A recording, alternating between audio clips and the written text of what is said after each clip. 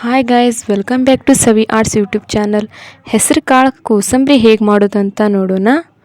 ನೆನೆಸಿಟ್ಕೊಂಡಿರೋಂಥ ಹೆಸರು ಕಾಳು, ಈರುಳ್ಳಿ, ಉಪ್ಪು, ಹಸಿಮೆಣಸಿನ್ಕಾಯಿ, ಕೊತ್ತಂಬರಿ ಸೊಪ್ಪು. ಈಗ ಹೆಸರು ಕಾಳು ತೊಗೊಂಡಿದ್ದೀನಿ, ಇದಕ್ಕೆ ಈರುಳ್ಳಿ ಹಾಕ್ತಿದ್ದೀನಿ, ಕೊತ್ತಂಬರಿ ಸೊಪ್ಪು, ಹಸಿಮೆಣಸಿನ್ಕಾಯಿ, ರುಚಿಗೆ ತಕ್ಕಷ್ಟು ಉಪ್ಪು. ಈಗ ಇದನ್ನು ಮಿಕ್ಸ್ ಮಾಡ್ಕೊಳ್ಳಿ. ನೆನೆಸಿಟ್ಟಿರೋ ಹೆಸರು ಕಾಳು ಆರೋಗ್ಯಕ್ಕೆ ತುಂಬಾ ಒಳ್ಳೆಯದು, ಆದರೆ ಇದನ್ನು ಹಾಗೆ ತಿನ್ನೋಕ್ಕೆ ಬೋರ್ ಆಗುತ್ತೆ.